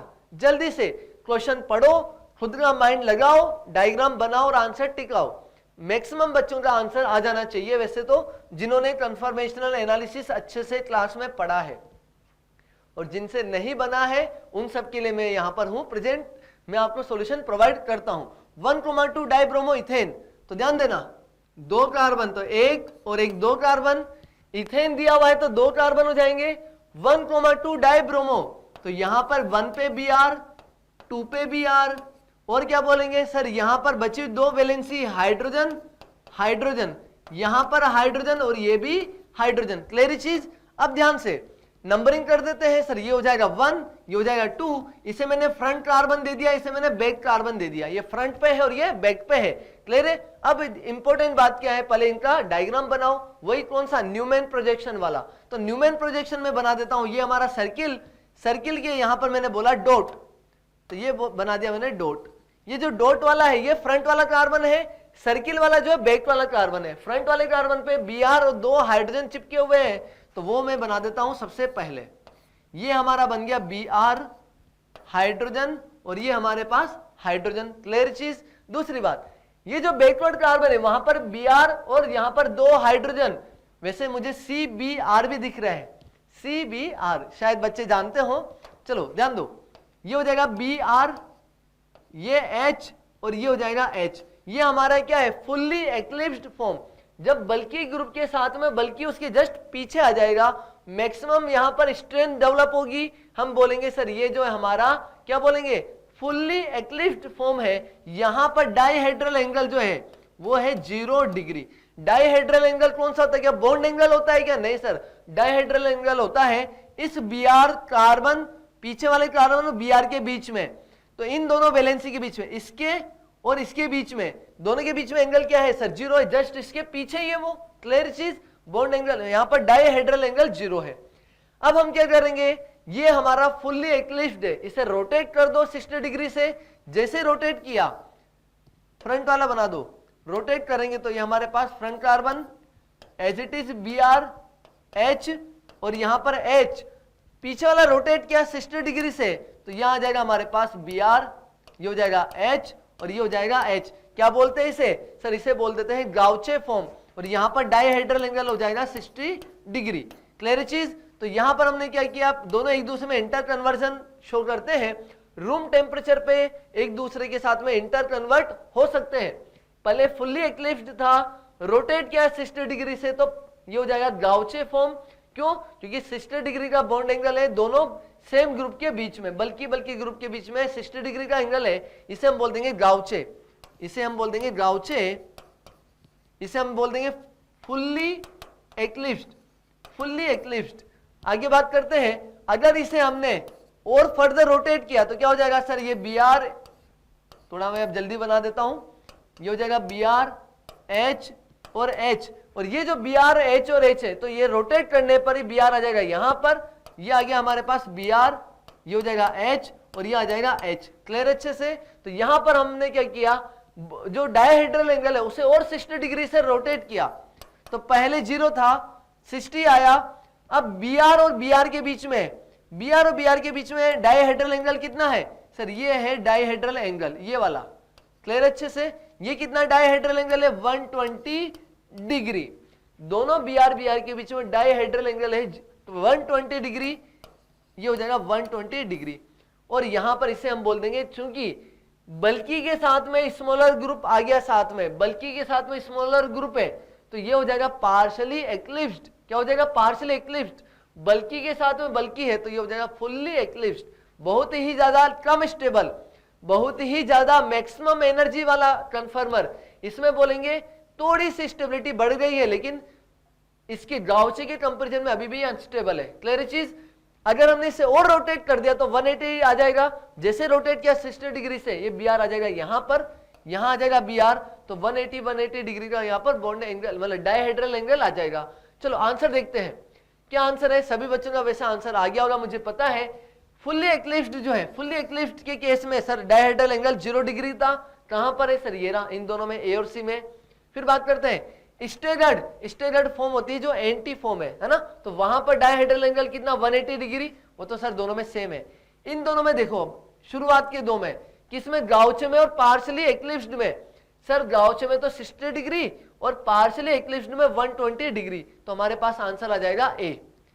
बहुत इजी क्वेश्चन था, मैंने आपको दोबारा कॉन्सेप्ट एक्सप्लेन कर दिया। वैसे तो बना दो, इसे हो जाएगा सभी बच्चों से। ये इसे बना दो, आगे बढ़ेंगे। बहुत इजी क्वेश्चन था। आगे जेई मेंस ने इसी कॉन्सेप्ट को उठा के एक बढ़िया सा क्वेश्चन बना दिया। वैसे बढ़िया सा नहीं बोलूंगा, बहुत इजी क्वेश्चन है, बच्चों से बन जाना चाहिए। चलो देखते हैं क्या वो क्वेश्चन तुम भी बना सकते हो। ये क्वेश्चन हमें दिया हुआ है जेई मेंस में। क्वेश्चन क्या दिया है पहले मैं समझा देता हूं, और इसका आंसर आपको ही देना है, मैं नहीं बताऊंगा। In the skew conformation of ethane. Skew conformation मतलब जो फुल्ली एक्लिप्स्ड या एक्लिप्स्ड और स्टेगर्ड के अलावा जितने भी इनफाइनाइट कन्फर्मर्स होते हैं उन सबको हम स्क्यू कन्फर्मर्स बोल देते हैं। यहां पर H dash C H double dash dihedral angle बताना है। मतलब एच डैश कौन सा? ये रहा हमारा एच डैश, ये हो जाएगा कार्बन, फिर इसके पीछे कार्बन, और ये हमारे पास एच डबल डैश। हमें एच डैश और एच डबल डैश के बीच में डायहेड्रल एंगल बताना है। ध्यान से समझो, इस एच डैश और इस एच के बीच में डायहेड्रल एंगल हमें ऑलरेडी दिया हुआ है। कितना? थोड़ा सा ब्लर है, मैं लिख देता हूं, 29 डिग्री। ये डायहेड्रल एंगल हमें दिया है एच और एच डैश के बीच में 29 डिग्री।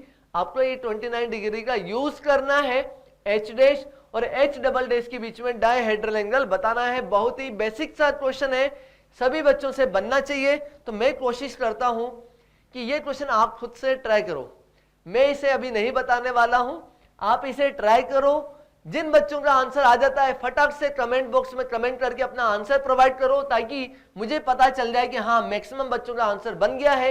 और अगर नहीं बन रहा है तो भी आप मैसेज कर दो कि सर प्लीज एक्सप्लेन इट, मैं अगले वीडियो में इसे जरूर एक्सप्लेन करूंगा, लिख दो, हो जाएगा। ये बहुत इजी क्वेश्चन है, लेकिन मैं चाहता हूं कि बच्चे खुद से ट्राई करें। और जरूर अगर आपसे एक क्वेश्चन बन गया तो जेईई मेंस का एक क्वेश्चन आपने बहुत इजीली क्वेश्चन सोल्व कर दिया। मैं आगे बढ़ता हूं। क्वेश्चन नंबर 18 दिया हुआ है, what is the relationship between the two structures shown. ये जो दो स्ट्रक्चर्स दिए हैं इनके बीच में क्या रिलेशनशिप है। वैसे तो बच्चे साइक्लोहेक्सेन जैसे ही चेयर फॉर्म दिखा फटाक से सोचते यार ये तो कन्फर्मर्स हो जाएंगे, है ना। यहां पर सीसो ट्रांस देखना पड़ेगा। भैया सीसो ट्रांस देखेंगे, पहले पोजीशन तो देख लो। पोजीशन देखो यहां पर सर 1 2 3 और 4। सर मिथाइल और क्लोरीन जो है 1 4 पोजीशन पे जुड़े हुए हैं। यहां पर 1 2 और 3, है ना। समझो सर मिथाइल से नंबरिंग कर रहे हैं, भैया क्लोरीन से करनी चाहिए आईयूपीएसी नेमिंग के हिसाब से। तो मैं नॉर्मल बता रहा हूं आपको, है ना। चाहो तो तुम इधर से कर सकते हो, चाहो तो इधर से कर लो, कोई दिक्कत नहीं है। क्लोरीन का अल्फाबेटिकल ऑर्डर में पहले आता है, नंबरिंग ऐसे शुरू की जाएगी 2 3। क्लियर चीज। अब हम बात करेंगे सर क्लोरीन और मिथाइल 1 3 पोजीशन पर टिके हुए हैं और यहां पर 1 4 पे। सर पोजीशन ही चेंज हो गई, पोजीशन चेंज हो गई तो क्या इन्हें हम कन्फर्मेशनल आइसोमर्स बोलेंगे? क्या हम इसे सीसो ट्रांस बोलेंगे? क्या इसे हम स्टीरियो आइसोमर्स बोलेंगे? नहीं बोलेंगे सर, इसे हम केवल और केवल स्ट्रक्चरल आइसोमर्स बोलेंगे। और स्ट्रक्चरल आइसोमर्स में भी हम इसे पोजिशनल आइसोमर्स बोलेंगे, क्योंकि इनका XY नंबर सेम है। पोजीशन चेंज हो गई है। क्लियर चीज, पोजीशन चेंज हो गई है। अब बात करते हैं, पोजीशन चेंज हो गई तो हम बोलेंगे पोजिशनल आइसोमर्स। तो पोजिशनल आइसोमर्स बोलेंगे या स्ट्रक्चरल आइसोमर्स बोलेंगे? कई ऑप्शन दिया हुआ है क्या? स्टीरियो गलत, कंस्टिट्यूशनल बताओ जल्दी से। सर स्ट्रक्चरल का ही दूसरा नाम है कंस्टिट्यूशनल, तो हमारा आंसर आ जाएगा ए। सी क्या है? Different drying of the same confirmation of same compound. गलत, बिल्कुल गलत। ये दोनों के दोनों ही डिफरेंट स्ट्रक्चर है। ये 1,4 क्या बोलेंगे? ये बोले साइक्लोहेक्सेन में 1 मिथाइल, सॉरी अगर मैं नंबरिंग करता हूं तो उल्टा करना पड़ेगा। नंबरिंग में इधर से कर देता हूं, ये हो जाएगा 1 2 3 4, 1 क्लोरो 4 मिथाइल साइक्लोहेक्सेन, ये हो जाएगा 1 chloro 3 methyl cyclohexane. Position change हो गई, तो ये स्टीरियो स्टीरियो कुछ भी नहीं बोलेंगे, कन्फर्मर्स भी नहीं बोलेंगे, डिफरेंट कन्फर्मर ऑफ सेम कंपाउंड, गलत, कंपाउंड सेम ही नहीं है। क्लियर है क्या? बहुत इजी क्वेश्चन है, लेकिन कॉन्सेप्चुअल क्वेश्चन है, बच्चा यहाँ पर सिली मिस्टेक जरूर करेगा, एक बार देखेगा और यहाँ पर सिस और ट्रांस देखने बैठ जाएगा, जो कि गलत हो जाएगा। पहले आपको पोजीशन देखनी चाहिए कि क्या पोजीशन सेम है, फिर उसके बाद अपन सिस और ट्रांस की या बाकी कंफर्मेशन की बात करेंगे। हो जाएगा? आगे देखते हैं। आगे दिया हुआ क्वेश्चन नंबर 19 बहुत अच्छा, बहुत ही कॉन्सेप्चुअल क्वेश्चन है। Which equilibrium is not rapid at room temperature? Room temperature पे कौन सा इक्विलिब्रियम रैपिड नहीं है? तो हमने पढ़ा हुआ है, जो ट्रांसफार्मर्स होते हैं वो ट्रांसफार्मर्स एक दूसरे में रूम टेम्परेचर पे इंटर कन्वर्ट होते रहते हैं। क्लियर चीज? तो ये हमारा साइक्लोफॉर्म है, साइक्लोहेक्सेन का चेयर फॉर्म है, तो चेयर की फ्लिपिंग होती रहती है, पढ़ा हुआ है हमने, फ्लिपिंग है, एक्सेल इक्वेटोरियल में कन्वर्ट होते रहते हैं। तो ये हमारा रैपिड है, रैपिड है, हमें क्या बोलना है? Not rapid. हमें जो वो देखना है इक्विलिब्रियम जो इजीली पॉसिबल नहीं है रूम टेम्परेचर पे, ये तो आंसर नहीं होगा। यहां पर बात करते हैं सर, यहां पर ये क्या हो रहा है? क्लोरीन के साथ में मिथाइल, डबल बॉन्ड के सेम साइड, फिर यहां पर क्या हो गया? क्लोरीन के साथ में Br आ गया, मिथाइल ऊपर चल गया। सर यहां तो डबल बॉन्ड के अगेंस्ट रोटेशन हो गया, क्या डबल बॉन्ड के अगेंस्ट हम रोटेशन पॉसिबल मानते हैं क्या? नहीं सर, कतई नहीं। तो हमारा क्या बोलेंगे? ये वाला जो इक्विलिब्रियम है ये रैपिड नहीं है, ये दोनों एक दूसरे में इंटर कन्वर्ट नहीं हो सकते, दोनों डिफरेंट आइसोमर है। ये सिस और ट्रांस वाले आइसोमर से जीआई शो करेंगे। क्लियर चीज? ये वाला जो है रैपिड इक्विलिब्रियम में प्रेजेंस थे, ये नहीं थे, इसलिए हमारा आंसर आ जाएगा बी। बाकी और ऑप्शन देखो सर, ये न्यूमैन प्रोजेक्शन दिया हुआ है, सिंगल बॉन्ड के अगेंस्ट रोटेशन हो रहा है, तो हम बोलेंगे रोटेशन इजीली पॉसिबल है, रूम टेम्परेचर पे कोई दिक्कत नहीं है। ये चेयर का डिफरेंट कन्फर्मर है, ये चेयर फॉर्म है साइक्लोहेक्सेन का और ये बोर्ड फॉर्म है, एक दूसरे में इजीली इंटर कन्वर्ट हो जाएगा। Twist board, half chair, chair form या बोर्ड फॉर्म, ये इजीली कन्वर्ट हो जाएगा।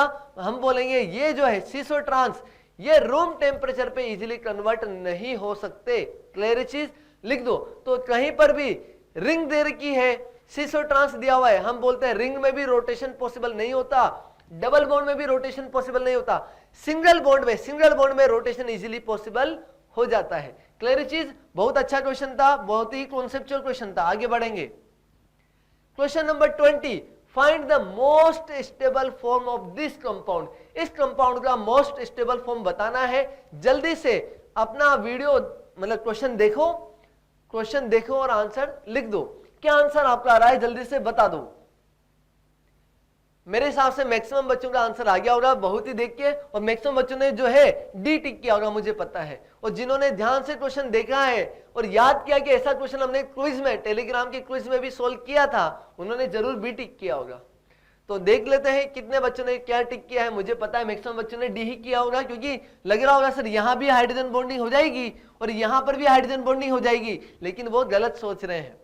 सर यहाँ पर तो समझो OH और फ्लोरीन एक दूसरे से मैक्सिमम डिस्टेंस पे, कोई हाइड्रोजन बॉन्डिंग नहीं है, कोई स्टेबिलिटी उसमें नहीं है, एंटी फॉर्म है, मान लिया एंटी फॉर्म है, स्टेबिलिटी लेकिन हाइड्रोजन बॉन्डिंग से बढ़ जाती है। हाइड्रोजन बॉन्डिंग यहां पर है, हाइड्रोजन बॉन्डिंग है, तो हम बोलेंगे स्टेबिलिटी बढ़ जाएगी। क्या यहां पर हाइड्रोजन बॉन्डिंग है क्या? तो हम देखेंगे सर यहां पर हाइड्रोजन बॉन्डिंग नहीं हो पाएगी, क्योंकि एक दूसरे के साथ मैक्सिमम रिपल्शन में आ चुके हैं।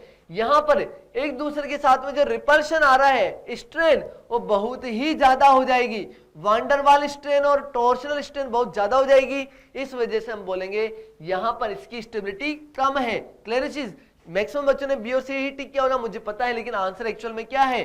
बी है, क्योंकि यहां पर हाइड्रोजन बॉन्डिंग हो रही है। ड्यू टू हाइड्रोजन बॉन्डिंग ये जो हमारे पास कंपाउंड है इज मोर स्टेबल। और इसी का जुड़वा भाई एक क्वेश्चन हमने किया हुआ है, इथाइलिन ग्लाइकोल, ऐसा भी एक क्वेश्चन मैंने आपको करवाया हुआ है। क्लियर चीज? इथाइलिन ग्लाइकोल में अगर मैं बात करूं, ये कार्बन है, ये कार्बन है, दो हाइड्रोजन, इसका मोस्ट स्टेबल फॉर्म अगर मैं बनाना चाहूं तो क्या बनेगा? सर वही बनेगा जहां पर इसमें हाइड्रोजन बॉन्डिंग हो रही है। OH H H, ये फ्रंट वाला कार्बन है, ये बैक वाला कार्बन है, फ्रंट पे OH ऊपर लगा दिया, तो बैक वाले में OH कहां लगना पड़ेगा? सर यहां पर लगेगा, ताकि इनके बीच में हाइड्रोजन बॉन्डिंग हो जाए। क्लियर चीज? और इस फॉर्म को हम बोलते हैं गाउचे। तो याद रखेंगे जब कभी भी इंट्रामोलिकुलर हाइड्रोजन बॉन्डिंग होती है उस वाले केस में, उस वाले पर्टिकुलर केस में गाउचे की स्टेबिलिटी एंटी वालों से भी ज्यादा हो जाती है। अगर मैं इसका एंटी फॉर्म बनाऊं तो एंटी फॉर्म हो जाएगा ये वाला, यहां पर OH, H और H, और अगर मैं बात करूं तो ये यहां पर OH, H और H। क्लियर चीज? हम बोलेंगे ये वाला OH को मैं रोटेट करके नीचे लेके आया तो यहां पर OH आ गया, ये OH ऊपर एज इट इज रह गया। क्लियर चीज?